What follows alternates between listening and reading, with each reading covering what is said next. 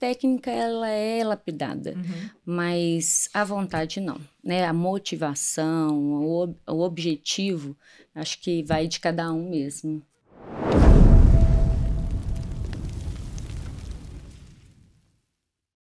Diesel Apresenta Acelera, o podcast que traz os profissionais de primeira prateleira do marketing, gestão, de marketing, como diz minha parceira Bárbara. Sim. E a gente vai falar um pouco hoje sobre a alma de um negócio. Como que a gente constrói a alma de um negócio? A base de cultura e outras coisinhas mais. A gente está com 2 grandes empresários, empreendedores, gestores. A gente está aqui com a Fernanda Nogueira e com o Bruno Mata. São sócios da Taylor e muitas cositas, mas obrigado já pela presença. E quero também apresentar, né, para vocês, como sempre, minha parceira Bárbara Cotrim. Como é que você tá, Bárbara? Animada pro papo de hoje? Muito animada. E estamos estreando aqui, né, em 4 pessoas, o que eu achei um desafio, mas vai ser ótimo. Obrigada por vocês terem aceitado o nosso convite e vamos trocar bastante. Gente que agradece, prazer estar aqui com vocês, obrigado pelo convite. Tomara que seja um bom papo pra gente também, estreia os dois juntos há 10, 12 anos, né, Fê, de profissão. Agora juntos no podcast pela primeira vez. Obrigado por essa experiência. Tomara que seja legal. Prazerzão estar aqui com vocês. Tenho certeza que vai ser ótimo. Show de bola. E episódio 10. A gente tá chegando no episódio 10 aí agora. Já marcando também essa posição aí de 4 pessoas na mesa. Muito legal. Primeiro, né, assim, pra gente começar, se apresentem, né? Então, te passar a palavra, não, pra você se apresentar pra gente um pouco. E já conta um pouco pra gente desse contexto, como que é do zero construir uma empresa focado em ter uma cultura forte, uma cultura de alta performance, uma cultura que converte realmente, né, em resultado e em branding. Legal, Edgar. Bom, apresentando a parte mais importante da minha vida é que eu sou pai do B e da Mel, né, em primeiro lugar, filho do Pato Roco, como você bem conhece, da dona Soraya. Isso aí eu acho que é o pilar da nossa vida, né, o que faz a gente estar aqui hoje. Profissionalmente, bom, depois de várias andanças aí no mercado de trabalho, sou fundador da Taylor, junto com a minha sócia Fernanda, que senão não estaria aqui, que é uma consultoria em recursos humanos, solução de pessoas, que atende várias empresas com escritório em Belo Horizonte e São Paulo, e outros negócios que a gente tem dentro da empresa, startups de tecnologia, instituto e tudo mais, criada aí em 2019, comemorando esse mês, o nosso 5º aninho de vida. Então também é um marco, estamos aqui comemorando com vocês. E quando você fala sobre criar a alma da empresa, para a gente isso sempre foi fundamental. Fernanda e eu já trabalhávamos juntos antes, e quando decidimos criar a Taylor, o primeiro entendimento nosso foi o nosso único negócio são as pessoas. Ponto. Não interessa o que a gente vende, não interessa de onde a gente compra, o nosso negócio é pessoas na veia. Então, como que a gente vai formar melhor o nosso produto? Como que eu posso ter um produto, que são as pessoas, mais atrativo para o meu cliente, né? Então, a gente idealizou isso desde o início, e isso passa, obviamente, por o que a gente acredita, qual que é o nosso modelo de gestão, quem que a gente quer como pessoas para ser esse ingrediente. Então, enfim, muita coisa para a gente falar um pouquinho sobre essa construção de alma da empresa, né, Fê? Aproveitando, já se apresenta também, né, Fê? E conta pra gente do papel da liderança nessa construção de cultura, né? Porque não vem sem exemplo. Não vem. Bom, eu sou a Fernanda Nogueira, eu sou sócia fundadora da Taylor, junto com meu amigo, né? Que privilégio a gente tem, né? De ser sócio e amigo. Tão difícil isso, Mas eu não sou daqui, eu sou de Itaúna. Eu cresci lá e vim pra cá pra estudar e trabalhar, e por aqui fiquei. Aí hoje constituí minha família aqui e acho que eu não saio mais, só vou pra Itaúna visitar meus pais. Mas bom, vamos falar então do tema do que interessa aqui. Papel da liderança, fundamental, gente. Se a liderança não comprar a ideia de uma cultura positiva, de uma cultura legal, de ter de fato algo que faça a diferença para as pessoas, não vai funcionar. Tem que vir de cima para baixo, cascateando, para que todo mundo entenda isso. Mas a gente tem que ser o exemplo. O Bruno usa uma frase que eu adoro, né? Seja walk the talk mesmo. Então, o que você fala, o que você prega, o seu discurso, ele tem que ser exemplificado ali na prática, no dia a dia. Senão não vai fazer sentido, vai ser um discurso vazio e ninguém vai comprar isso. E o desafio, né, Fê, é porque quando a gente fala de ter uma boa cultura, eu falo que se colocar todos os empresários do mundo, né, em um estádio, se é que fosse possível, eu falar assim, quem aqui criou uma boa cultura na empresa? 100% vai levantar a mão, né? E se você colocar um estádio de funcionários dentro de uma empresa, falar quem já trabalhou numa empresa onde a cultura é tóxica e não é boa, 100% possivelmente levantará a mão também. Então, peraí, alguém tá mentindo nessa história. Então é muito difícil você ter um olhar para dentro e falar assim, opa, peraí, será que minha cultura tá certa? Tô indo no caminho certo? Será que meus exemplos estão representando a cultura que eu prego ali? Quais são meus ritos de gestão que tem que estar na minha agenda para que de fato eu consiga estar cumprindo aquela promessa que eu faço para cada pessoa que está ali dentro, né? Então acho que é esse o desafio, você tá o tempo inteiro se policiando e se fiscalizando, né? Totalmente. Eu fiquei pensando, ouvindo vocês dois falando, o quanto que isso reflete o posicionamento de vocês, né? Made for people. Eu acho que isso vem desde o começo, provavelmente, e aí eu queria entender um pouco de como que vocês traçam isso no dia a dia, assim, e na jornada tanto desse colaborador, né, mas também no relacionamento com esse cliente, feito para pessoas. Como que isso tangibiliza? Como que vocês sentem que isso tangibiliza lá na ponta? Legal. Até antes de passar a bola para a Fê, que vai ter coisas legais para falar sobre isso, o nosso made for people, ele altera eventualmente. Ele ou é made for people ou ele é made by people. Então, quando a gente está falando do que foi de dentro, que foram dos funcionários, a logo muda e é made by people. Então, é porque são as pessoas que fazem. Então, a gente faz para as pessoas, por as pessoas. Então, pessoas de ponta a ponta. É isso aí. Então, sempre vai ser, né? Todo negócio vai ser pessoas, né?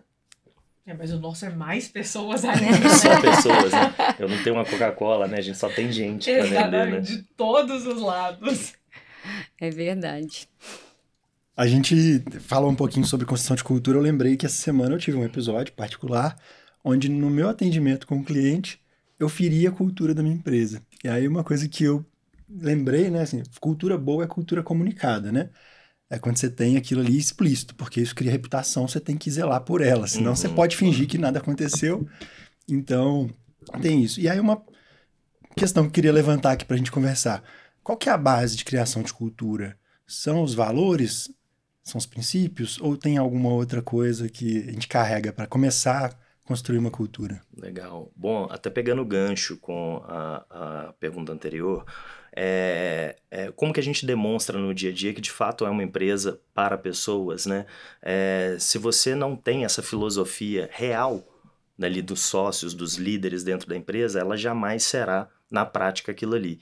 Então, quando você vai construir uma cultura, e aí, obviamente, você vai passar por missão, visão, valores e tudo mais, você tem dois caminhos para fazer isso. Ou você vai fazer para inglês ver, para ficar uma plaquinha bonita na sua parede, uma página no seu site que ninguém lê. Você não compra uma empresa indo lá, deixa eu ver quais são os valores que essa empresa colocou aqui, porque ninguém vai colocar o valor ali, arrancar o sangue do cliente e tirar o dinheiro. E muitos empresários só querem isso, no final das contas, né? Então, como que você vai criar, mesmo que seja um documento oculto, só na sua cabeça e dos seus sócios ali, o que de fato é verdade para vocês? O que vocês querem daquela empresa, daquelas pessoas ali? Então, no final do dia, tudo é muito bonito, muito poético, mas todo empresário tem uma empresa para dar lucro, certo? Então, se o empresário acredita que lucro realmente é o nosso principal objetivo aqui dentro, então por isso eu preciso de altíssima performance aqui dentro, vai ser uma empresa muito drivada por isso. Então ele tem que construir, não adianta ele colocar lá, nós somos uma empresa de pessoas, valorizamos a diversidade, as pessoas, sendo que para ele acima disso vai estar, você dá resultado ou não dá resultado? E tá tudo bem, contanto que seja legítimo, ele vai empregar uma cultura que antigamente, né, você que veio da área de vendas, também era muito forte do ambeviano, profissional ambeviano, que era aquele, assim, sangue no olho, é só resultado e passa igual um trator e tá tudo bem, né? Hoje em dia não tem muito lugar para isso porque muitas pessoas não querem fazer parte de um jogo como esse. Mas a Ambev mesmo já né? tem uma outra cultura Total. interna. Eu acho que foram eles que tiveram a primeira diretoria de felicidade do trabalho no Brasil. Se não me engano, foi a Ambev que Eu não sei se eles foram os primeiros, mas eu sei que eles têm, realmente. Também eu fiquei na dúvida aqui, mas ainda assim é muito inovador, né? Pensar que existe um time para pensar a felicidade no trabalho, Mas uma aí vez que a gente entra um ponto interessante, assim, porque eu até conheci um gestor da Toyota no Canadá dessa área de felicidade. E lá eu sei que é bem fidedigno, vamos dizer assim, né? O conceito, né, da Toyota, ele já carrega na cultura algumas questões que favorecem que essa função consiga ser exercida. Porque quando você pega no mercado cervejeiro, e eu passei por ele, né? Muitas vezes a gente tem aquela questão de colocar só no papel, de estar só no RI ali, né? Para você mostrar aquilo ali, aquele agregar valor à marca, mas na prática não é feito. E é um desafio, como o Bruno estava levantando, né? A gente muitas vezes vai esbarrar entre o ambiente criativo, criatividade, mas você tem um cerceamento muito grande do erro. Então, peraí, como é que você vai ser criativo se você não pode errar? Né? Então, é um desafio do gestor também, dos gestores, principalmente os maiores ali na empresa, darem esse tom para que você possa beneficiar a cultura lá na escala, né? Eu vou além, eu acho que não é só o tom, né? É trazer ritos realmente que sejam consistentes, é criar um movimento de desenvolvimento constante, que eu acho que essa manutenção de desenvolvimento interno é o que geralmente é o gargalo que faz com que o tom vá se perdendo, né? Sim. Então você precisa estar ali, batendo nessa tecla diariamente e inclusive escutando quem está lá na ponta, né? Porque não adianta nada, como você mesmo falou, a felicidade está aqui, na diretoria, na torre de marfim, né? Mas no chão de fábrica tá todo mundo muito infeliz e sentindo que tá dando cura e não tá, né, recebendo em troca. Então... Mas quando é algo genuíno, que não é só no papel, que não tá lá só pro forme, normalmente tá aí uma cultura mais sustentável. Se for algo pro forma escrito no papel, ela não vai durar, ela não tem como ser sustentável. Porque você não vai estar aplicando aquilo no dia a dia, você não vai estar seguindo ela no dia a dia, você não vai estar seguindo nem os seus valores que você escreveu lá no dia a dia. Então não tem como isso ser sustentável. O próprio conceito, né, e a gente fala muito de cultura, tá, mas o que é uma cultura mesmo no fim do dia, né? Começa daí, né? O que é cultura? Como é que eu vou falar que tipo de cultura que a empresa tem? E tem a frase célebre do Peter Drucker, que né, cultura é aquilo que acontece quando o chefe não está, né? E a cultura, como é isso de fato? Como que a empresa se comporta quando os líderes não estão ali, mas se é isso, se depende das pessoas que estão ali, obviamente essa cultura vai mudando ao longo do tempo, porque são as pessoas que vão fazer. É vivo, então, né? É vivo. Então, cada pessoa que chega, ela agrega alguma coisa dentro da cultura daquela empresa. Então, a cultura vai se transformando. Então, tão importante quanto definir uma boa cultura, né, os padrões de cultura no início e a manutenção ao longo do tempo ali, de você estar criando ritos de gestão, é você revisitar a sua cultura constantemente. Então, a gente fez agora recentemente o fechamento de semestre, até na casa da Fê, com a equipe inteira, onde o que a gente fez foi destruir a cultura que começou a empresa. Então, a gente literalmente pegou toda aquela... Os sócios listaram o que eram os princípios de cultura nosso, destruímos aquilo e falamos com a turma. Levamos, inclusive, quadros, telas em branco, pegamos spray, tinta, e cada um tinha que colocar lá o que é a sua verdade e a gente revisitar e falar, será que aqueles valores que a gente traçou lá atrás são os valores que hoje a gente está buscando? São os valores que hoje estão aqui dentro? A nossa missão, será que mudou o nosso propósito? E muda. Então a gente reconstruiu, a partir de agora, uma nova cultura e os sócios na nossa reunião de conselho ok, esse é o quadro. E a gente literalmente colocou o quadro na parede da empresa todo, pichado ali pela turma, colocando o que acredita. Falei, e agora? Como é que a gente pega esse quadro e transforma isso em ações práticas no dia a dia, para que a gente entregue isso que a turma está querendo e está acreditando que é cultura, né? Legal, partiu deles, né? E que é exatamente o trabalho que a gente está fazendo agora. E não é que a cultura anterior, que durou por quase 5 anos, era ruim.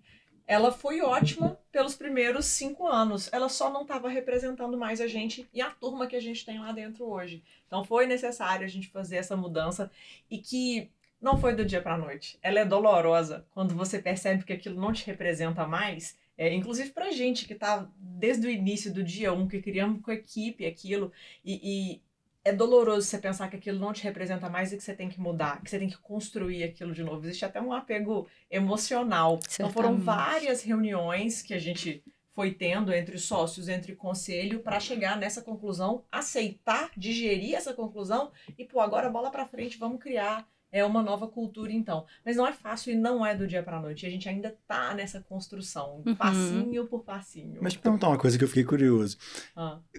Quais são os gatilhos para você identificar que aquela cultura não te representa mais? Ou quais foram alguns que vocês perceberam, talvez? A gente tem a nossa missão, visão, valores, nossos traços que a gente busca ter no dia a dia, o que a gente valoriza nas pessoas, escrito não para o mercado, mas para a gente tem isso dentro de casa. E quando a gente lia aquilo e via como que a gente estava se comportando, aquilo não estava representando a gente mais. E coisas simples do por que isso está acontecendo? A gente está fazendo a coisa certinha, a gente está fazendo a coisa do mesmo jeito. Mercado, né? O mercado mudou. O mercado muda constantemente. A gente também precisa mudar. Isso. A própria cultura da Ambev que a gente estava citando, né? Se eles não revisitassem a cultura e entendessem que não cabe mais aquela, por mais que talvez os sócios ainda acreditassem naquela cultura e quisessem que fosse aquilo, não cabe mais. Então você tem que ir adaptando. E como você percebe isso, talvez seja o Chief Happiness Officer aí, né? O líder da felicidade corporativa. A gente não tem, mas todos os líderes são responsáveis. A gente começa a perceber que aquela energia, que aquela felicidade, que aquele punch, aquela entrega já não era mais a mesma. Então, quais são as probabilidades disso, né? Quais são as hipóteses do porquê isso não está acontecendo? Começa desde o início. A gente estava tão apegado àquela cultura que a gente criou a empresa que a gente continuava buscando pessoas que pensassem ou que agissem daquela forma. Só que não são mais essas pessoas que estão lá dentro o que elas querem lá dentro. Então você muda até seu processo de atração e seleção a partir de um novo desenho de cultura, para que no final do dia a gente consiga entregar uma empresa. A gente está longe, mas assim, muito longe de ser uma empresa perfeita. E acho que todas estarão sempre. Mas a gente tem que estar o tempo inteiro olhando se tá mais legal do que ruim, né? Essa que é a balança ali. Então a gente até fala isso com os funcionários. Sempre olha pra gente e critique, assim, tem muito defeito. Mas põe na balança. Tem mais coisa ruim do que boa, vamos achar um lugar onde você vai ser mais feliz e performar melhor, né? Eu acho que é uma questão de, às vezes, da pessoa certa no lugar errado, né? Eu acho até generoso a gente pensar que tem profissionais que às vezes não estão dando certo, mas poderão ser felizes em outros lugares. A demissão, ela nunca é exatamente um fim, né? Porque ela leva a novos começos, assim. Sem dúvida. Eu, ouvindo vocês falarem, me veio muito à cabeça do quanto que essa cultura, né, inclusive esse rebranding interno, assim, quanto que ele impacta também no cliente de vocês, né? E eu acho que com essa mudança de mercado, de pilares também, as pessoas pensando em mais diversidade, né, pensando em ser mais coerentes e, claro, trazer talentos realmente que façam fit a esses movimentos atuais. Acho que eu queria entender um pouco de como vocês veem essa relação de rebranding interno com esse impacto da marca, né, frente a essa carteira de clientes, até atração de novos clientes. Principalmente para a empresa, eu estava outro dia dando uma aula no G4, eu estava falando exatamente sobre isso. No G4, enfim, com licença poética para falar de G4, Sim. Mas não sei se pode citar nomes também aqui, mas de empresas, mas bom, estava dando uma aula no G4 falando sobre experiência do cliente. Então a gente fala muito, cada vez mais, sobre experiência do cliente, que você tem que oferecer uma experiência, principalmente para empresas de serviços, e isso serve para qualquer segmento, mas para serviços, a experiência do colaborador é a experiência do cliente, ponto. Então você tem que estar muito mais interessado e atento à experiência que o seu funcionário está tendo do que a do seu cliente. Porque é ele que vai transmitir para o cliente aquilo que a empresa acredita. Ele que vai transmitir essa cultura. Então, quando você chega na portaria do prédio, não é a empresa X ou Y da conservadora e tudo mais de facilities que está representando, é o João da portaria. E o que o João fizer para você vai dizer sobre aquela empresa. Você vai falar, putz, na hora que você tiver que contratar alguém, você vai lá no João e falar, cara, quem que é a sua empresa? Para onde você trabalha? É essa empresa que eu quero outros Joãos aqui. Então você tem que estar o tempo inteiro olhando a experiência do colaborador, porque ela chega na veia no cliente. Se você é atendido numa loja que você vai comprar uma coisa por uma funcionária que está mal-humorada, que está ruim, o atendimento é ruim, é aquela loja que carregou aquela reputação do cliente. Então, é na veia. O que você olha internamente vai representar no que seu cliente vai sentir, né? E é isso que a gente olha o tempo inteiro, né, Fê? Como que a gente pode ser melhor para eles, né? A Fê hoje ela cuida da diretoria de operações dentro da Taylor e a responsabilidade dela tá o tempo inteiro olhando isso, o que quem está atendendo aquele cliente está levando para ele, né? Exatamente. A gente tem, inclusive, dentro da nossa metodologia de trabalho, uma parte muito específica que chama Encantar. E é um encantamento que a gente tem que ter para fora, para os nossos clientes, mas também dentro de casa, para os nossos funcionários, para a nossa equipe, para a gente ter todo mundo engajado junto com a gente. Então, esse encantamento que a gente faz dentro de casa como o Bruno falou, claramente reflete da porta para fora. Tem que ser, né? Porque se você não encanta seus funcionários, se eles trabalham numa empresa ruim, um clima tóxico, como é que você vai falar com seu cliente que você é uma empresa que encanta o consumidor, que encanta o funcionário? Então, eu uso muito o case de que a nossa recepcionista do escritório de Belo Horizonte, todas as recepcionistas, mas enfim, todas as pessoas que entram na Taylor passam pelo mesmo onboarding do que um consultor sênior, exatamente o mesmo. Todas as fases. Precisa representar a empresa, entender onde ela está. E 100% das pessoas, e aí sem margem de erro, quando eu entro, recebo um cliente que eu entro na sala para começar, elogiam. Cara, que recepção. Cara, que pessoa atenciosa. Nossa, que carinho que ela teve. Se eu te entregasse para recepcionista você é só uma recepcionista, vai, faça seu trabalho e fosse tóxico, ela não ia receber tão bem meu cliente. Ela não ia fazer ele sentir o que é a nossa cultura e o que é o nosso produto no final do dia, né? Ali é replicar um pouco do que ela estava recebendo, né? Então a gente não consegue dar aquilo que a gente não tem, né? Exato. Se vocês conseguem passar isso para o seu colaborador, né? De forma horizontal, todo mundo está ali como elo de mesma força na corrente, né? Assim, Sim, a gente brinca total. que a corrente arrebenta sempre no elo mais fraco, né? Então se você deixar um elo mais fraco, é ali que ela vai arrebentar com certeza. Exatamente. Legal demais.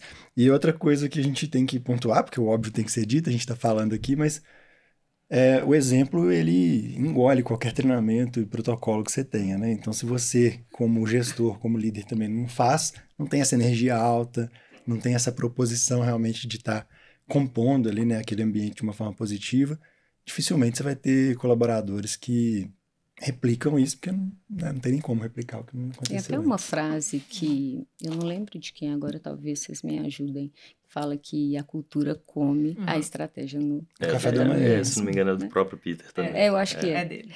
Então é isso, né? Bem isso que você falou. De nada vale a gente pensar em ter uma cultura valorosa se também temos as pessoas que não representam essa cultura e que não a fomentam. Exato. Né? E aí que entra, eu acho que o papel desse desenvolvimento constante também, né? De trazermos as pessoas certas, mas também lapidarmos para que elas desenvolvam e traduzam o potencial delas ali dentro da operação. Né? E isso pra gente é... Tudo te cortei de novo. Por favor, não. Tudo bem, me faça vamos esse favor, aqui. porque você sabe que eu falo muito. É porque essa parte, ela realmente mexe muito comigo, de ser exemplo. A gente lá na Taylor costuma falar com a nossa equipe o seguinte: a partir do momento que nós sócios não formos mais exemplos para vocês, procurem outra pessoa para vocês seguirem, para vocês se espelharem, porque senão a carreira de vocês não vai desenvolver. E quando eu falo exemplo, eu adoro falar com eles. É exemplo para tudo. É exemplo de como trabalhar, é exemplo de pontualidade, de dedicação, de bom relacionamento, de entrega para cliente, mas é exemplo também de se tá com algum problema na família, se a sua mãe ou seu pai tá no hospital. Eu sou a primeira a sair quando meu pai foi internado. E falo com eles, me cubram, por favor. E eles sabem que eu farei o mesmo por eles. Então, o exemplo, ele é para tudo. Ele é no trabalho, mas ele tem que extrapolar isso. Sim. Porque a gente tá lá o dia inteiro, todo mundo junto. Então, eu brinco muito com eles. Eu quero ser exemplo para vocês de tudo, de bom e de ruim. E se a gente não estiver sendo exemplo, antes que procure um exemplo fora, né? Eu peço muito, a gente faz, enfim, reuniões de feedback o tempo inteiro, que é me mostre o porquê que eu não tô sendo um exemplo também. Me deixa melhorar. Ou virar pra você porque e tem falar... humanos ali, né? Ou virar pra você e falar, Sim. cara, isso aqui é meu. Não quero mudar. E aí a gente vai chegar num acordo se faz sentido aquilo ou não. E quando a gente fala dessa mudança de cultura que a gente fez agora recentemente, na reunião de conselho, um ponto foi a gente olhar e falar assim, cara, aquela cultura que a gente criou e que a gente acreditava, não cabe mais para nós sócios, a gente não consegue dar esse exemplo, a gente está envelhecendo, a gente tem outras prioridades.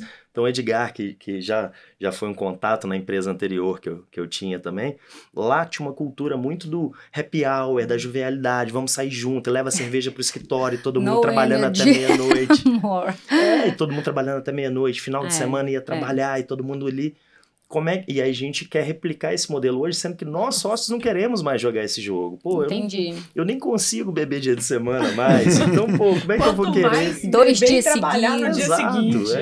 Eu não quero trabalhar até meia-noite. Como é que eu vou querer que as pessoas trabalhem até meia-noite? Então, peraí, né? Vamos adaptar pro que a gente é. E eu acho que as empresas estão cada vez percebendo mais isso, né? Mas eu ainda vejo no mercado muitas empresas grandes com dificuldade de manter esse pé no chão.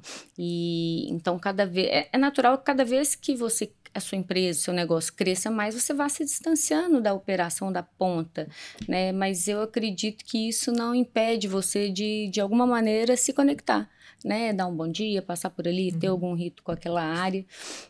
Mas eu queria um pouquinho da visão de vocês, mercadológica mesmo. Vocês percebem isso nas empresas, que elas estão se transformando e percebendo a importância da cultura interna, que aí eu acho que tem vários pilares dentro dela: comunicação, a liderança, né? A própria ambiência, o espaço físico, mas também essa comunicação assíncrona, né? Muita gente no híbrido, no remoto. Vocês conseguem perceber isso reverberando? Ou ainda é um desafio, como eu entendo que sim? Perfeito. O primeiro ponto é o que você falou. O líder ele vai se distanciando, isso é natural. Isso tem que acontecer para a empresa continuar crescendo. Só que o líder ele precisa necessariamente ir para a ponta constantemente, para ele lembrar daquilo ali, estar próximo daquilo ali. Eu faço muito analogia com meu pai, que tem um bar, como o Edgar conhece. Ele tem uma equipe de cozinheiros que tocam no bar, ele criou essas receitas. Ele periodicamente ele volta para dentro da cozinha, porque a receita vai mudando. Sim. Ele precisa dar o exemplo, ele precisa mostrar calibrar aquilo ali. Então, o líder ele tem sempre que voltar para a cozinha. O líder ele tem sempre que descer na operação, ir para onde ele começou, para ele ver o que mudou e para ele mostrar para as pessoas o que ele acredita, como ele faz. Então, isso a gente faz o tempo inteiro, que são os sócios voltando para a base. Então, eu que já estou muito distante da operação há muito tempo, frequentemente pego e vou trabalhar num projeto da base, fazer o beabazão ali do início de carreira junto com o consultor, e eu sou ali o assistente do consultor trabalhando junto com ele. Então, começa muito daí, do líder não se distanciar.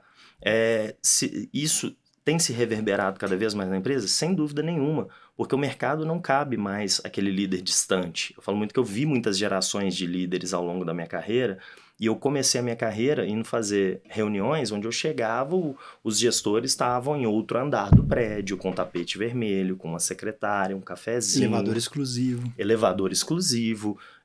Tinha um cliente que tinha uma cozinha exclusiva só deles e tudo mais, garagem exclusiva, banheiro da diretoria. Uma plaquinha da diretoria. Nossa, é tão cafona, né, gente? Então, mas existe sim. Então, esse tipo de atitude não cabe mais. Então, isso já há algum tempo as empresas e os líderes entenderam, e cada vez isso tem sido mais próximo. Então, é um movimento que sim, a gente vê acontecendo no mercado, porque as empresas que não se adequaram, não estão se adequando a isso, elas estão perdendo na guerra de talentos, que é cada vez mais ferrenha, né?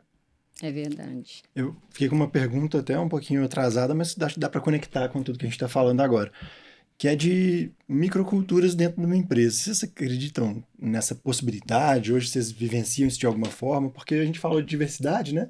Muitas vezes a gente tem culturas diferentes. Por exemplo, eu tenho colaboradores que gostam de ir para o boteco no final do dia, e eu já não estou mais nessa fase também, então eu não consigo acompanhar. Tento, às vezes, também fazer pequenas concessões, né, pra gente estar próximo, mas... a gente tem que sair daqui pra empresa pra gente fazer um happy hour hoje às 5 horas com a turma, a gente vai... Ela poderia sair daqui e ir embora pra casa? Poderia, mas a gente tem que fazer concessões também, né? Pois e muitas vezes a gente tem que respeitar também, né, que existem motivações diferentes, brilhos no olho diferente. Como é que vocês veem isso hoje? Mas eu não sei se é microcultura, porque a diversidade ela existe e a gente tem que abraçá-la. Nem todo mundo vai querer fazer o happy hour, mas tem que existir ritos de celebração. Pode não ser o happy hour lá toda quinta-feira, com todo mundo saindo, chegando tarde, acordando no dia seguinte para trabalhar. Mas a gente pode inserir dentro da cultura coisas que dão para todo mundo fazer. Exemplo isso, celebrações constantes.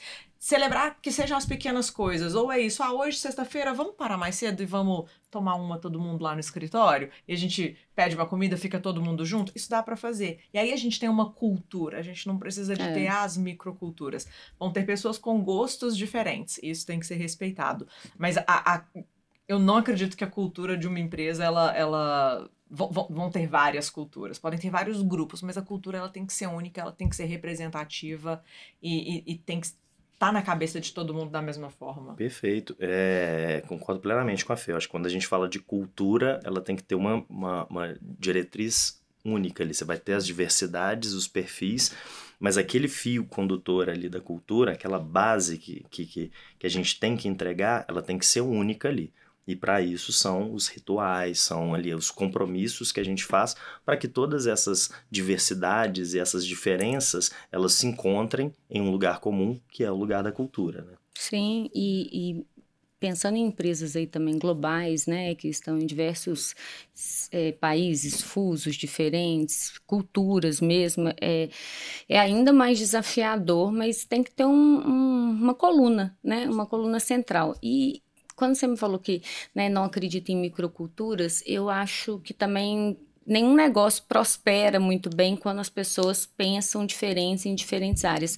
No entanto, existem, né, diferentes trabalhos dentro de uma organização e eu lembro mesmo de uma experiência que eu tive em que a área comercial era uma área muito mais ativa, muito mais animada, enfim, trabalhavam muito mais, inclusive, do que a área de desenvolvimento, que é uma área mais introspectiva, naturalmente os profissionais, né, estão ali com seus fones e tal, e existe esse desafio, que eu acho que é um processo de comunicação interna, gestão de pessoas, né, até marca empregadora, porque afinal de contas quem está ali precisa reverberar lá fora que existe espaço para todo mundo.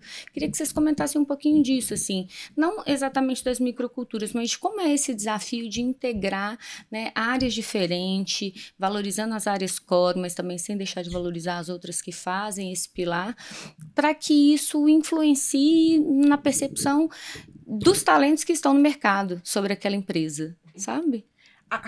Na minha opinião, a formação de cultura, a criação da cultura, ela passa por vários pontos. Um exemplo é esse, o que você vai ter como ritual de celebração, ritual de gestão, ritual de reunião, como que você vai atrair essas pessoas, quais são os valores que vão ser compatíveis, e tem um ponto que eu acho que abrange isso que você falou, que é o de reconhecimento.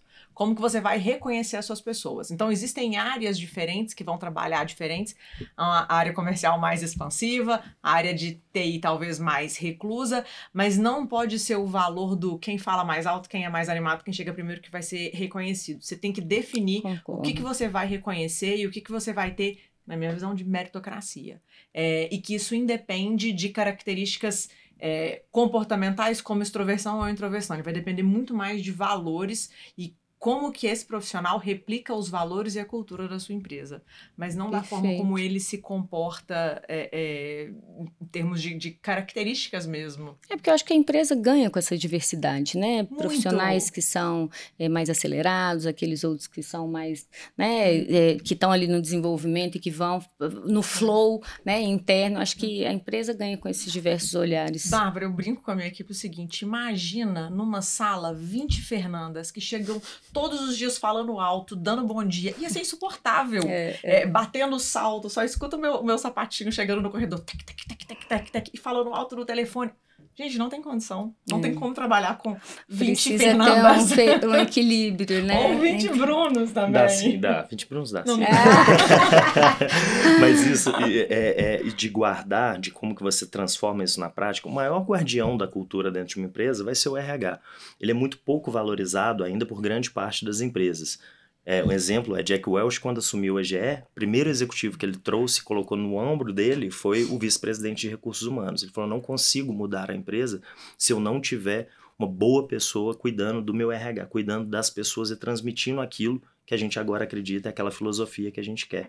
Então isso é fundamental. O RH é responsável pelas pessoas? Não. Os líderes são responsáveis. Isso tem que estar cascateado. O RH é o guardião daquilo ali, de estar o tempo inteiro fiscalizando e ajudando os líderes a fazer esse rollout e esse cascateamento daquilo que a empresa realmente acredita. Então, as empresas precisam ainda evoluir no que elas esperam, do que elas entendem como o ganho de ter um gestor de RH. Ainda é, em grande parte, somente olhando para recrutamento e seleção, folha de pagamento, e está tudo bem. Não é realmente uma peça ali dentro fundamental e estratégica, essencial, né? Assim como a comunicação interna, né? Muitas vezes ela não é levada como parte essencial para realizar esse cascateamento, para integrar, para inclusive desenvolver e dar oportunidade desses colaboradores também colocarem suas opiniões, enfim, ser uma troca, né? Engajá-los dentro dessa cultura, parte da ideia de você disseminar essa cultura também via canais e lideranças. Não, é impossível você fazer um projeto de cultura sem estar aliado à comunicação interna. Não dá. Esse era o ponto que eu ia levantar aqui agora, exatamente. Uma bola, né, para levantar mesmo. Como fazer para usar a comunicação, né, em todas as suas vertentes para fazer essa ideia sair do presidente para o ombro dele, que é o executivo que está à frente ali do RH, e fazer com que isso seja comunicado para o time todo. A gente já falou de algumas ferramentas, mas assim, se vocês conseguirem pontuar quais as formas que a gente faz com que isso chegue, como que a gente garante que isso chega? Comunicação, em qualquer área que for, a gente, em primeiro lugar, vai estar falando de conexão, né, de canal ali de conexão. Então, a primeira coisa é, se a equipe, se as pessoas não têm um canal direto com a liderança, não adianta você fazer jornalzinho moral, não adianta você fazer boletim ali no e-mail, nada disso. Então, esse canal aberto dentro da empresa é fundamental que ele seja criado. Então, aí a comunicação interna começa daí. Os canais estão claros, os acessos estão realmente liberados ali dentro, aí as ferramentas para isso serão aplicadas. Então, se tem canal, qual que é a melhor ferramenta para o CEO chegar lá na equipe de Belém? Aí, pô, se eu vou usar videoconferência, se eu vou usar um e-mail do presidente ou o que for, aí são ferramentas que serão utilizadas ali dentro. Porque você tem N, né, hoje, que com a tecnologia ficou uma maravilha, né? A mudança positiva da pandemia é essa proximidade, esse canal que abriu, né? Antigamente a gente tem muitos clientes de bens de consumo, para fazer uma convenção de vendas, não tinha como. Como é que eu vou juntar meus vendedores todos do Brasil aqui? Aí era um, o outro era o selecionado, é aquele que performou melhor, são os líderes e tal. Hoje não, você faz uma convenção de vendas mesclada, presencial e online, para o Brasil inteiro. É verdade. Você para a sua empresa, você para a sua equipe de vendas no Brasil. Vendas até do Amapá, né? Você faz uma identidade só de comunicação e todos se engajam naquele mesmo movimento, naquela mesma campanha. Eu acho isso muito bacana, né? Ver como que a área comercial ela já não é mais tão fechada na sua localização, né? Ela expande, assim, e ganha, como você falou. Acho que os recursos de comunicação estão aí para isso também, né? Exato, porque senão você tem uma cultura nos grandes centros, em Belo Horizonte, em São Paulo, a equipe é engajada, eles vão lá, mas aí quando você pega um avião e vai para o Nordeste, você vê uma outra empresa totalmente diferente. Você cria as microculturas, né? Exato. Assim, aí sim, aí você tem microculturas que não são benéficas, né? E KPIs, assim, como que vocês veem essa tradução do que é a cultura, do que é pontos que a gente falou dentro da cultura, né, como bem-estar, valores e tudo, como você traduz isso em KPIs ou não traduz? É difícil, porque quando a gente fala de cultura, tem muitos traços que vão ser subjetivos, mas a gente pode tentar tangibilizar isso um pouco mais. Não sou especialista no tema para falar, mas eu sugeriria como uma pesquisa de clima bem aplicada, por exemplo, para você medir como é que está a satisfação do funcionário, até mesmo KPIs financeiros, para você entender o retorno do seu investimento. Se a sua performance financeira está melhorando em função vamos dizer, da felicidade corporativa dos seus funcionários, da sua cultura ou não, se isso está se deteriorando ali, se você está perdendo realmente dinheiro em função disso. Porque não tem como, se as pessoas não estão felizes, se você não tem uma cultura alinhada com seus valores, não tem como você performar bem financeiramente no longo prazo. Fato. Por exemplo, como a Fê falou, um dos nossos pilares ali de entrega é o encantamento. Então isso tem que ser medido. Se eu falo que os colaboradores têm que encantar os clientes, encantar internamente, ok, se eu não medir, isso vai ser só uma palavra ao vento. Então a gente tem, por exemplo, todos os nossos projetos, o cliente recebe uma pesquisa onde uma das perguntas é: em que medida o consultor da Taylor conseguiu te encantar ao longo do processo, sendo disponível, sendo agradável e sendo prestativo na entrega que você faz? E ele faz uma análise daquilo ali. A gente tem uma pesquisa interna onde os funcionários avaliam pessoas aleatórias ali dentro. Em que medida que você acha que o Edgar está alinhado à cultura, levando em consideração que cultura é isso, isso e isso? Em que medida que o Edgar, no dia a dia, ele te encanta da forma com que ele trabalha, da forma com que ele se relaciona com as pessoas? Então a gente consegue ter indicadores disso. Para punir, não para calibrar. Aí a gente pega e faz o quê? A gente pega as pessoas, por exemplo, que têm notas mais altas no encantamento e aquelas que estão mais baixas, vamos relacionar as duas, vamos entender que interessante. a troca que pode acontecer. Relaciona isso com performance, né? Você consegue fazer vários cruzamentos ali. Exato. Eu perguntei até pensando muito nisso, eu vejo muitas empresas hoje medindo a performance e medindo até a satisfação individual do colaborador, mas não faz esse cruzamento de informações e não permite que tenha uma contrapartida, né? Tanto com relação à liderança, com relação à própria cultura da empresa, ou com relação aos colegas, né? Como você colocou, essa avaliação é muito positiva mesmo. E você tem que conseguir fazer isso ser uma resposta objetiva. Então, qualquer ponto seu de cultura que esteja no papel, se você não conseguir traduzir isso para comportamentos observáveis, você não vai conseguir medir. Então, se você fala que você é uma empresa que valoriza as pessoas, o que é uma empresa que valoriza as pessoas no seu negócio, na prática? Uma empresa que valoriza as pessoas aqui é ser uma empresa que reconhece financeiramente os profissionais. Ok, aí você vai medir. A empresa tem reconhecido o seu trabalho financeiramente ao longo do dia a dia? Se o colaborador, a maioria, falar que não, seu valor não é percebível na ponta. Você não está entregando a sua promessa. Sim, com certeza. E eu acho que tem muitas maneiras, assim, de medir qualitativas também, né? A própria cultura de feedback, eu acho que os programas de desenvolvimento, né? De gestão de RH, onde as pessoas recebem méritos ao final deles. E o que eu vejo muito é que as empresas, às vezes, pegam aqueles que performaram mal e para subi-los, né? Mas, às vezes, você precisa também valorizar os que performaram muito bem, para que isso replique internamente, né? É a mesma lógica da escola, quando a gente ia mal em história, ia bem em matemática, e a mãe da gente colocava a gente no professor particular de história. Poxa, Perfeito. Vamos valorizar a matemática, ela é muito boa aqui, né? Perfeito. E eu acho que isso é um pensamento que ativa o exemplo, né? Que eu acho que é o que mais fala dentro de uma empresa, né? As pessoas, falando com pessoas. Se a Fernanda, se o Bruno não for gentil ali do começo ao fim, dificilmente você vai conseguir exigir gentileza. E é claro que não somos perfeitos, não somos gentis a todo momento, isso pessoalmente, profissionalmente, mas também somos humanos. E isso é uma vulnerabilidade que tem que estar na mesa. Totalmente. Né? E isso que você falou é interessante. Recentemente, tomando um café com o CEO de uma empresa, ele falou comigo, uma coisa que eu percebi que eu fazia muito era realmente beneficiar aqueles que estão faltando alguma coisa, que estão ruins em alguma coisa.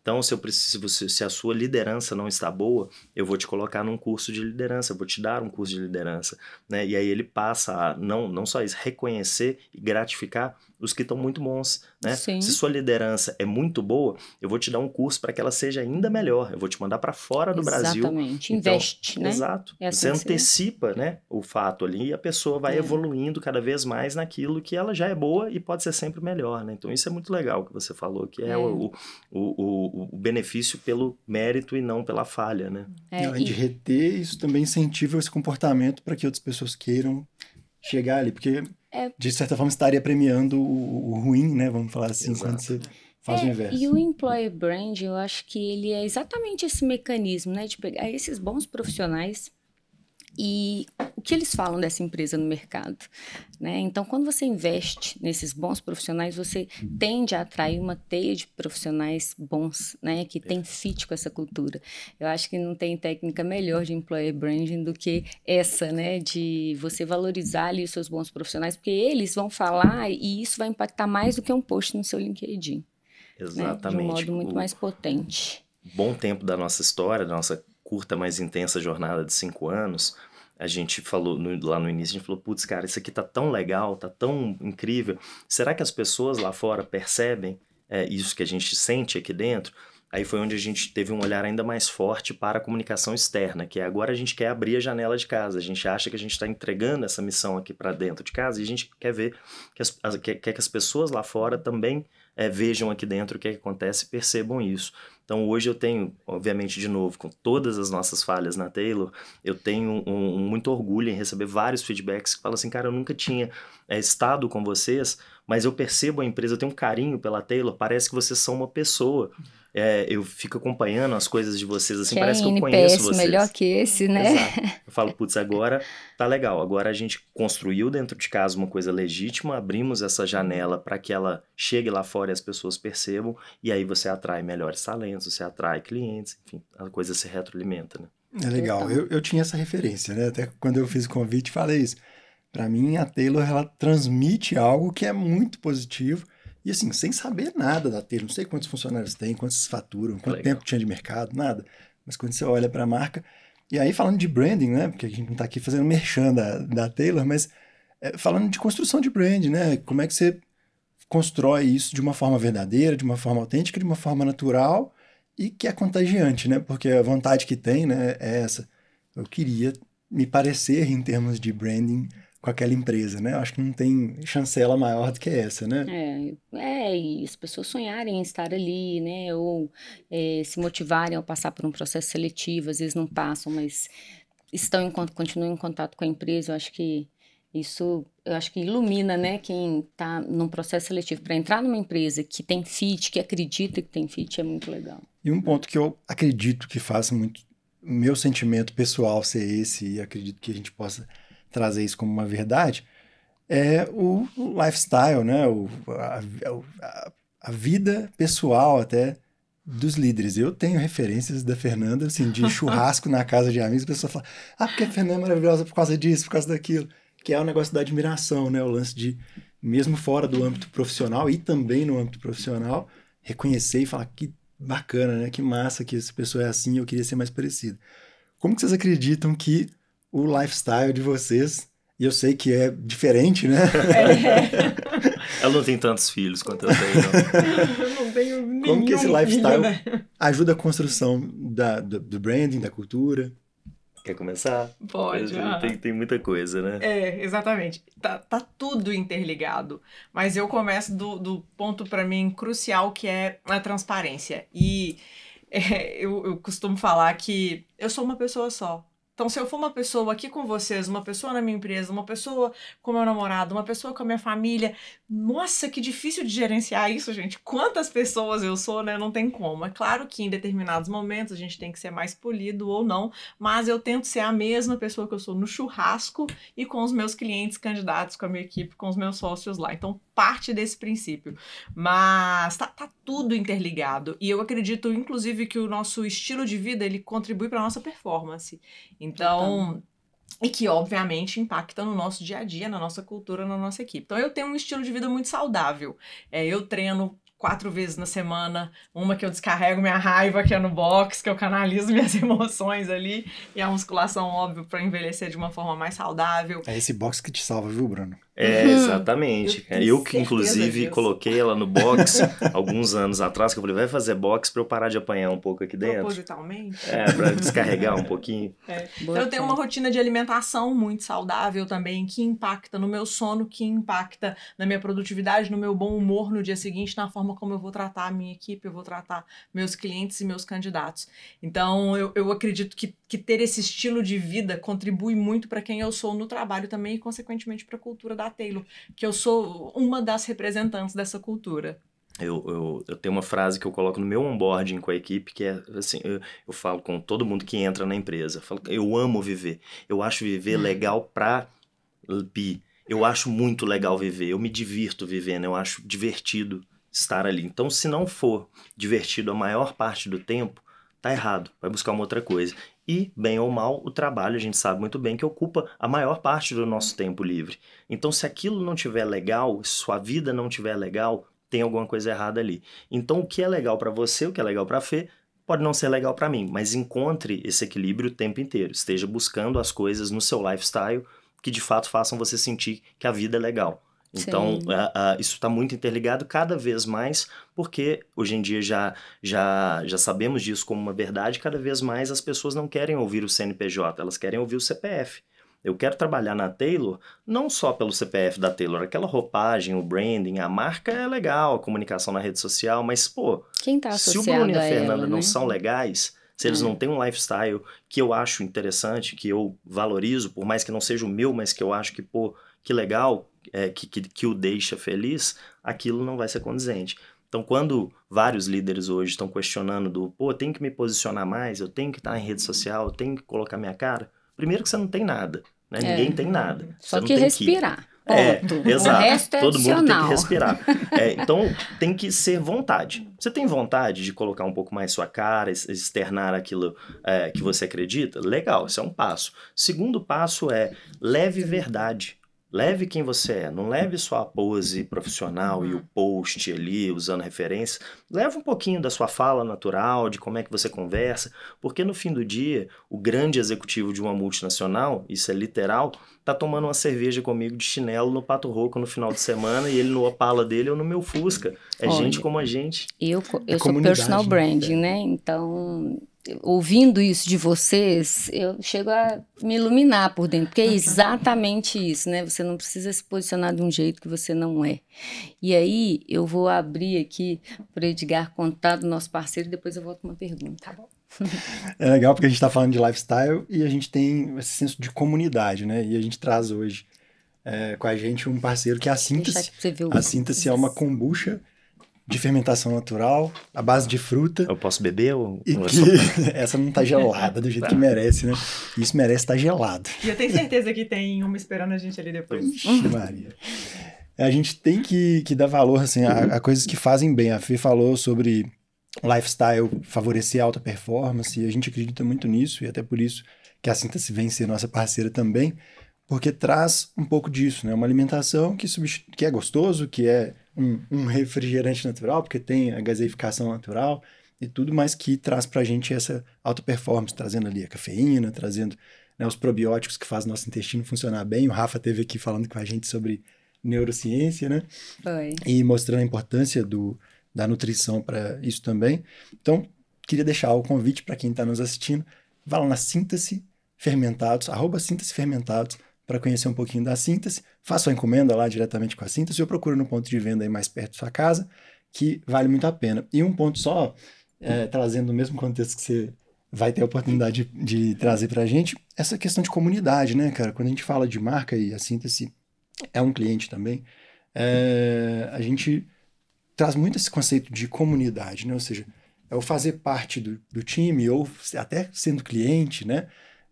Você quer fazer parte desse grupo aqui, né? Te faz bem estar aqui, conversa com você, estar aqui.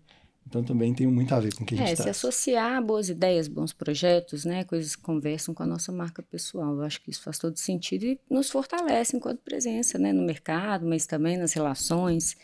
E aí eu acho que eu ia chegar nesse ponto aqui, vendo vocês dois falar, Fernanda trazendo um pouquinho do seu lifestyle, né? Do que você acredita. Eu queria saber, enquanto, né, C-levels ali, liderança dentro de uma organização, mas também trabalhando com fazendo esse trabalho, né, de captação desses profissionais, eu queria entender qual a importância de você comunicar isso para o mercado.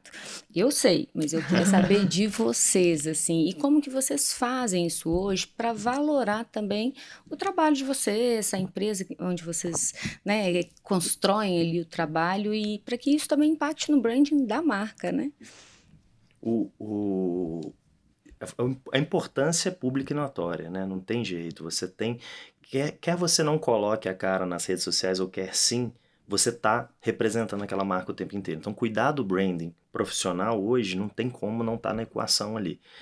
Várias vezes eu encontro com executivos que eu conheço já há bastante tempo, que eu falo, você não está cuidando, tô vendo pelo peso, pela cara de cansaço ali, que você deu uma descuidada e tal. Putz, Bruno, deixei o esporte de lado porque a rotina está muito pesada. Não deixe, porque tudo vai se retroalimentar. O que consome, a boa kombucha da Síntese é fundamental ali dentro, e como que você cuida disso. Porque mesmo que você não coloque a cara na rede social ali para levar essa mensagem, você vai estar tendo contato com as pessoas, você vai ser aquele exemplo, você vai ser a mensagem do seu lifestyle para aquelas pessoas que estão tendo contato com você. Sim. Então esse também é o branding. Muitas vezes as pessoas acham que o branding profissional é só como que eu escrevo o meu copy, né? Eu vou terceirizar para uma agência, escrever o copy bonitinho aqui para mim. Não, ele é o cuidado com o que você é para depois o que você quer representar como mensagem. É o que a Fernanda estava falando do pai no hospital e desse suporte e tudo.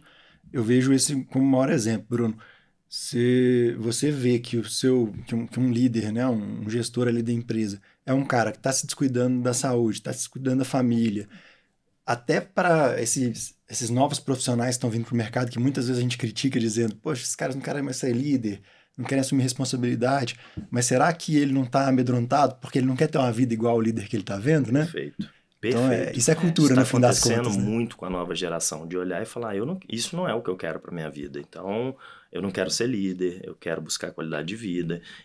Isso é o seu olhar para o futuro, né? Você está olhando para o que vai ser o seu caminho, possivelmente, se você continuar seguindo aquela trilha ali. E também, além de qual mensagem que você quer passar para a sua equipe ou para os seus clientes, tem o autocuidado que volta para a performance, assim, na veia. Um tempo atrás, participei de uma entrevista com a Exame, que era exatamente sobre liderança e esportes de alta performance. Então, era só a gente falando sobre executivos e empresários que praticam esportes de alta intensidade e o que isso reverbera no dia a dia do trabalho, na prática.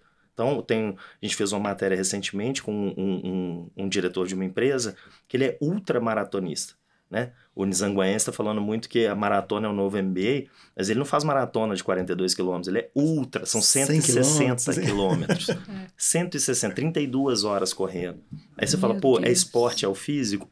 Mas o que ele traz disso, de controle mental, emocional, de, enfim, reflexões que ele faz. Resiliência, né? Para a carreira dele, aplica-se na prática, no dia a dia. Eu lembrei de um KPI aqui, a gente vou dar ideia, um KPI que você pode aprovar para sua empresa. Um KPI que podem aprovar empresas que eu esteja para medir felicidade é se minha esposa está trabalhando no final de semana comigo. Eu lembrei aqui que minha esposa é a menos adepta, né, a essa coisa de, vamos trabalhar no final de semana, vamos à noite lá porque vai ter um evento da empresa, sabe? É bem fracionado ali, né, a mentalidade. E eu já sou aquele que, se deixar, eu sou indisciplinado, eu trabalho 24 horas por dia. Mas é legal porque em algumas oportunidades eu vi ela super engajada, vestindo de fato a camisa da empresa para estar comigo no final de semana. E isso reflete cultura e reflete felicidade, né? Porque vai além do seu colaborador e está envolvendo a família dele de estar feliz de estar ali, porque ele está feliz de estar ali e está realizando algo grandioso, legal. E existem muitas ações assim nas empresas, né? Que envolvem as famílias justamente para que essa empresa tenha essa repercussão boa dentro de casa, né? Eu acho que quando são ações pontuais, legal. O excesso é que pode ser um tiro no pé também. E tem que fazer sentido, né? Tem que fazer sentido e deixar as pessoas realmente felizes, né? De estar ali fazendo. Agora o Bruno deu uma outra dica que eu vou salientar aqui, que é recrutar ultramaratonista, né? Não vai ser tão fácil, né? Nosso trabalho já é difícil. Vai lá se pedirem um ultramaratonista, vai ser ainda começa a fazer networking já. Gente, por favor, não. Mas tem uma ambiência, onde vocês estão? tem que ter um ultramaratonista nessa ambiência. Tem um ritual de gestão que a gente pratica que é muito legal, que eu já levei para algumas empresas. E aí todo mundo que estiver nos assistindo, se achar interessante, pode aplicar de forma muito fácil, que a gente criou um Roda Viva com os líderes, com os gestores e com os sócios, para que todos os colaboradores sentem e sabatinem o Bruno de quem é ele na vida, o que ele acredita, como é que foi a infância, como é que é os pais, o que ele quer, se quer ser pai ou não quer, se quer ser mãe ou não quer, porque muitas vezes a gente está trabalhando há anos com uma pessoa e a gente só conhece o currículo, onde trabalhou, o que estudou, e sabe ali o basicão, sei que tem filho, tem 2 filhos na cidade, mas você não sabe as origens, você não sabe que a Fê é de Itaúna, o que o pai dela fazia, que o pai dela já escreveu livro e tudo mais, então você cria um senso de conexão legítima com aquela pessoa. Rompe os estigmas, né? Que, no meu Roda Viva, inclusive, teve várias coisas que a Fê, que tá comigo há 10, 12 anos, falou assim, mas isso eu não sabia, não, você nunca tinha falado isso. Porque não são coisas que a gente fala no dia a dia do trabalho. E se me permite conectar com o que você estava falando anteriormente, eu acho que é você trabalhar o seu branding para além do digital, né? Que é você ali contar sobre a sua história, você se empoderar dos seus traços únicos de personalidade, né? Não existe outra Fernanda que veio de Itaúna que acredita no que acredita. Mas se ela também não reverbera essa história no mundo, isso não ganha, né? A proporção, ela acaba não se tornando conhecida justamente por ser quem ela é, né? E longe de mim pensar que todo mundo quer se tornar conhecido. Às vezes é realmente fazer bons negócios, se relacionar bem, ter boas relações pessoais e profissionais, captar bons clientes, né? E a gente gera muito mais vínculo e é muito mais gostoso você trabalhar com uma pessoa que você conhece. Pelo menos verdade. Às vezes conhece demais também não é bom, não. E o canal, como você bem falou, né? Às vezes não é exposição pública em mídias sociais, mas é no dia a dia. Então, eu, por exemplo, minha irmã é influencer e tal, 400 mil seguidores, ela fica, você tinha que usar mais o Instagram, porque você tem tanta coisa para comunicar, você ia crescer muito rápido. Eu não quero, por isso que eu tô dizendo, não tem que ir. Eu não quero. Meu Instagram é fechado, meu Instagram é pessoal, é o dia a dia da minha família, é meu dia a dia das minhas coisas. No LinkedIn eu uso muito. Sou outra pessoa lá? Não. Eu dou muito tom, o mesmo tom que eu dou no Instagram para os meus amigos, eu dou nas mensagens que eu quero compartilhar no LinkedIn, ali nos textos, obviamente, muito profissionais, muito mais técnicos, vamos chamar assim, mas com aquela pitada do que o Bruno vê na vida, o que o Bruno que tem como experiência no dia a dia dele, né? Eu tenho muitos mentorados nesse perfil, assim, que querem contar de suas vidas, mas não necessariamente querem ter um planejamento editorial, tem que estar no digital. Não tem que nada. Mas vamos falar sobre esse posicionamento no offline, como que ele está acontecendo? Porque isso é o que vai reverberar aí nos projetos que você toca e que naturalmente estarão no digital, né? Exato. Imagino que o seu trabalho, ele deva começar com como conta a sua história. Quem né? é Vamos você? criar a sua história, porque as pessoas não sabem muitas vezes ali, né? Como que eu conto a minha história? E aí quando você para refletir, você consegue criar uma linha do tempo que até você se surpreende, fala, olha só, como que as coisas vieram se conectando. Então envelopar essa história, quer você publique ela no Instagram, quer não, vai ser a sua forma de se apresentar de uma forma melhor para todas as pessoas que tiverem contato, né? E eu acho que marcar as pessoas, né? De fato, a marca pessoal é sobre marcar alguém, né? E eu acredito muito, em especial, para essas posições, a relevância disso. Mas para todo profissional em interação com o mercado, a verdade é essa, né? Sem dúvida. Agora, a gente está falando muito de acertos, de regras, de boas práticas, mas eu acredito que vocês erraram. Então traz pra gente um pouquinho aí, né? Porque isso também acelera o aprendizado de quem está nos ouvindo aí. Principais erros que vocês cometeram ou até que viram, né? Ao longo da carreira, viram outras pessoas cometendo, na construção de cultura ou em outras áreas afins. Eu vou falar um recente que foi o motivo da gente ter começado essa revisitação da nossa cultura. Os sócios, em todas as reuniões, a gente estava se cobrando muito, como a gente já falou aqui, do vamos ser legal de novo, vamos fazer mais happy hour, a gente se afastou, a gente não sabe mais tanto um da vida do outro, mas a gente errou nos tratando como há 10 anos, como a gente se conheceu. E nós não somos mais essa pessoa. Então, quando a gente se conheceu, eu tinha 28, 29 anos, eu tenho quase 40, eu tô com 39, não tem como eu ser a mesma Fernanda. Né? Exatamente, é outra vida. Eu saía todos os finais de semana e a gente saía junto pra beber e tal. Hoje ele tem a família dele, eu tenho a minha família. Então a gente quer outras coisas. E a gente teve que entender isso, porque enquanto a gente insistia naquilo, a gente estava insistindo no erro. E era doloroso pra gente. Mas, pô, por que você não quer mais sair comigo? Mas, pô, por que a gente não é tão amigo mais? E a partir do momento que a gente entendeu isso e a gente teve o interesse em se conhecer de novo, poxa, a coisa tá virando outra. Alinhando expectativas para contar uma nova história a partir disso. Esse foi um grande erro que a gente teve, de querer tratar um ao outro como há 10, 12 anos e não somos as mesmas pessoas, graças a Deus. Eu acho que é um processo de amadurecimento de vocês, né? A gente erra muito, né? E não é clichê, não, a gente erra muito. Minha mentalidade é sempre, minha missão é errar menos do que eu acerto, mas errar muito eu vou continuar errando. E tem um erro muito baseado em cultura que a gente vinha cometendo há algum tempo, e várias empresas cometem esse erro, que é atrair, selecionar pessoas baseadas no tal do fit cultural. Isso é muito perigoso. Por quê? Estão falando muito de diversidade e ao mesmo tempo do fit cultural. E a gente errou nisso. E a gente está reprovando muitas pessoas, putz, não tem o nosso fit cultural. Aí a gente foi olhar o que a gente estava buscando. Pessoas iguais a gente o tempo inteiro. E a gente achava que aquela pessoa que era muito diferente, putz, não tem o nosso fit cultural. Então a gente errou muito nesse processo de seleção e até de adaptação das pessoas internas por achar que fit cultural era encontrar pessoas iguais a nós. Então a gente teve que aprender de novo o como recrutar, né? Casa de Ferreiro, Espeto de Pau, nós somos uma empresa com foco em recrutamento e seleção, tivemos que aprender de novo a recrutar pra gente. Legal ver vocês falando de erros, porque eu acho que são eles também que nos fazem ter grandes acertos depois. Mas eu acho que agora vale a gente também entender, dentro dessa jornada de carreira, né, não só na área de pessoas, mas antes mesmo, o que vocês sentem que acelerou o trabalho de vocês, acelerou a carreira de vocês, assim?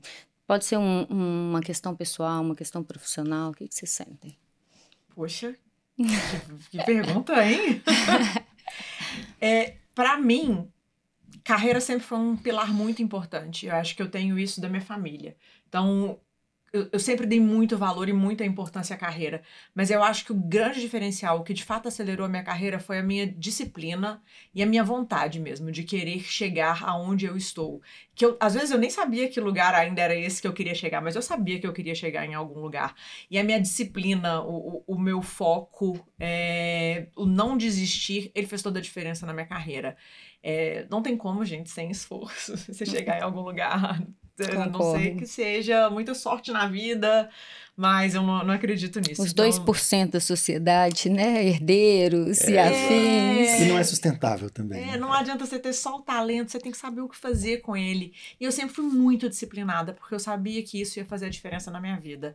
Então, não sei, eu acho que essa foi o grande pulo do gato, assim, pra mim, e por eu dar valor mesmo na carreira. O Caíto Maia, da Chili Beans, tem uma frase que eu adoro, que ele fala: nunca fui mais talentoso, mas sempre fui mais disciplinado, né? Que talento vem depois da disciplina, não adianta talento se você não tiver. Eu adequo essa frase um pouquinho para: eu nunca fui mais talentoso, mas sempre fui mais determinado. Eu sempre tive muito uma síndrome de cachorro vira-lata. Eu comecei a trabalhar muito cedo e eu ficava o tempo inteiro achando que eu era o pior ali, o menos capacitado academicamente, o menos fluente no inglês. Isso, e ao mesmo tempo muito determinado a construir coisas grandes, as duas coisas se retroalimentaram em eu estar o tempo inteiro me cobrando fazer mais, entregar mais, me dedicar mais. Então precisa disso hoje? Não, foram anos de terapia até eu poder, não, calma, você não é tão ruim assim, não precisa você se matar tanto, não, tá tudo bem, calma. Mas isso me ajudou, não posso negar que me ajudou, a estar o tempo inteiro me cobrando e tirando mais de mim. Então você tem que pagar um pênalti de esforço muito grande, não interessa a área que você tá, se você é empreendedor ou se você está trabalhando para uma empresa, e a gente não queria entrar muito nessa seara não, mas não tem como fugir. O que a gente ainda está vendo muito pouco nessa nova geração profissional, e nova geração eu não vou nem trazer por idade, geração que estamos vivendo profissionalmente, porque muitas pessoas estão sendo influenciadas por que é o novo comportamento, propósito que eu quero da empresa e tudo mais. Então tá virando já uma cultura comum profissional, onde o entregar primeiro não tá fazendo sentido. Eu quero receber primeiro os louros ali, as recompensas, a qualidade de vida, taranã, antes de eu entregar. Então precisa, como na minha época, trabalhar final de semana, trabalhar até 10 horas, meia-noite, virar a noite na empresa. Não, isso a gente já deixou muito claro que não cabe mais no mundo. Mas precisa também quero só meu home office, quero trabalhar 6 horinhas por dia, quero meu Gympass e tudo mais. Não sei se isso vai dar certo lá na frente. Então acho que o pulo do gato foi essa determinação e essa disciplina, como a Fê colocou. Eu acho que são um ingrediente que eu falo que nunca esteve tão fácil se destacar profissionalmente como hoje. Porque se você entrar numa empresa e você se dedicar acima da média, quiser muito ali, tiver disciplina, não me interessa seu diploma, não me interessa sua experiência prévia, porque tá tão raro sentir isso hoje, que pode ter certeza que quando você trouxer isso dentro de uma empresa, todo mundo vai olhar para você e falar: opa, peraí, essa pessoa que eu quero do meu lado. Eu conto muito esse caso, a Fê, e nossa outra sócia, a Ana, eu conheço há muitos anos. A Ana foi minha estagiária, a Fê foi consultora minha lá atrás. E se a gente der errado, se a Taylor der errado, e espero que não, e a gente resolver montar um boteco, eu monto boteco com as duas. Porque eu tenho certeza que elas não entendem nada de boteco, mas elas vão entregar tudo ali. E se o boteco der errado e a gente resolver montar um canil, eu chamo as duas. Porque é isso que a gente quer do nosso lado. São essas pessoas com garra, com determinação e com vontade de fazer além. Mas, de novo, se colocar num estágio, 100% vai levantar a mão. Eu tenho garra, eu tenho determinação e eu quero. Ninguém consegue olhar para dentro e falar: será que eu tô realmente entregando tudo que eu posso entregar para onde eu quero chegar? Esse aqui é o desafio. E você, Bárbara, o que acelerou a sua trajetória daqui para frente e ter escutado esse bate-papo todo hoje, ter participado desse podcast hoje? Ouvindo, né, Bruno falar e Fernanda também, eu fico pensando assim, que vontade é realmente, eu acho que sine qua non para a gente sair de onde a gente está e chegar a algum lugar, né? A gente não chega a nenhum lugar sem ter vontade real. Mas eu saio daqui com essa mensagem de que a gente pode não chegar lá, a gente às vezes nem sabe onde é o chegar lá, mas só da gente estar fazendo mais e melhor, né? Pelo trabalho, pela nossa família, por nós mesmos, né? Porque você estava falando uma coisa que eu vejo muito nas pessoas e às vezes até em mim, a gente se cuida às vezes muito pouco, se cobrando demais, a gente é muito gentil com o outro e muito cruel às vezes com a gente mesmo. Então eu acho que eu saio pensando sobre isso, assim, sobre essa dedicação tão relevante em todas as áreas e concordo com você. Eu acho que a gente se destaca por sermos quem somos, só de querer entregarmos mais, sabe? E, claro, de buscar meios para isso. As pessoas sentem isso, né? Assim, se você vai contratar um pintor para sua casa, vai chegar você conhece uma pessoa que está pintando um prédio, aquela pessoa simpática, aquela pessoa que você está vendo que está dedicada, fazendo a melhor pintura ali, essa pessoa que você quer que pinte a sua casa. Se ele é o melhor pintor do mundo, eu não sei, mas eu tô vendo a dedicação dele, a pontualidade, o zelo que ele tem por aquilo ali, é essa pessoa que eu quero. Isso se aplica a qualquer área e a qualquer empresa. Porque a técnica, ela é lapidada, mas a vontade não, né? A motivação, o objetivo, acho que vai de cada um mesmo. Né, não? E você, Edgar, né? Agora passando, eu sou entrevistador agora, conte-nos o que acelerou sua carreira e o que acelerará. O que acelerou minha carreira, o que está acelerando hoje no episódio é muito o que a gente está vivendo aqui, é networking. É o que resume, eu já falei isso em outro episódio, eu acho. Tá aqui com vocês sem nenhum tipo de pretensão aqui de agradar vocês é uma honra, porque a gente sabe que quem está fazendo, quem está buscando e que é de verdade, né, o que está fazendo, incentiva a gente, influencia a gente a fazer. Isso é muito gostoso. Já tinha uma admiração gigante pela Taylor e por vocês, e saio daqui com uma admiração ainda maior. Que honra. Queria agradecer vocês por estar aqui com a gente, né? A gente vai fechar com vocês contando também um pouquinho como é que quem está nos ouvindo, quem está nos assistindo, chegam até vocês também para ter um pouco mais. Mas já acabou? Estamos partindo para esse finalmente. Eu vou ter que dedurar. Eu não queria não, mas a Bárbara puxou essa pergunta que é excelente. Agora, no papel de entrevistador agora, eu vou te fazer uma pergunta. E aí, o desafio de uma mesa de 4 pessoas foi superado e entregue com sucesso? Gente, eu achei... Já quero, assim, de 4 para mais agora. Eu achei interessante a dinâmica. Acho que a gente foi muito generoso um com o outro, ouvindo, mas também provocando.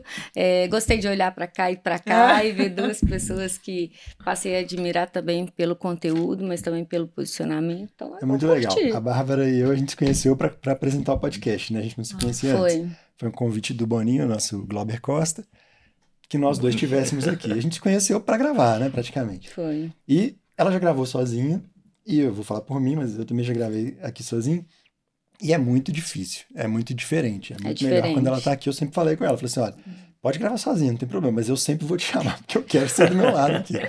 E é muito legal ver isso com vocês, né, porque eu tenho uma brincadeira besta, liga a câmera ali um pouquinho, que casamento é uma sociedade sem lucro, e sociedade é um casamento sem sexo. Nem sempre, né? Sempre corta. Mas é muito legal, assim, ver essa parceria, essa troca de olhar, né? E a confiança mesmo de um tá levantando a bola pro outro. Isso que faz, com certeza, esse fortalecimento de cultura, esse fortalecimento de resultado. Parabéns. Obrigado. E não é um negócio, né? Admiração. Quem você escolhe para estar com você na trincheira, né? É isso aí. Mas, bom, respondendo agora a sua pergunta, sem mais perguntas minhas, quem quiser nos conhecer um pouquinho mais e acompanhar, Taylor Ezek, X, Taylor com I, Ezek, XEC, de executivos, no Instagram, no LinkedIn, e os perfis pessoais, sou Bruno Mata Machado, com 2 T's, Fernanda Nogueira, estamos lá no LinkedIn abertos aí a receber novos contatos, porque networking é a base de tudo, como você bem colocou, meu amigo.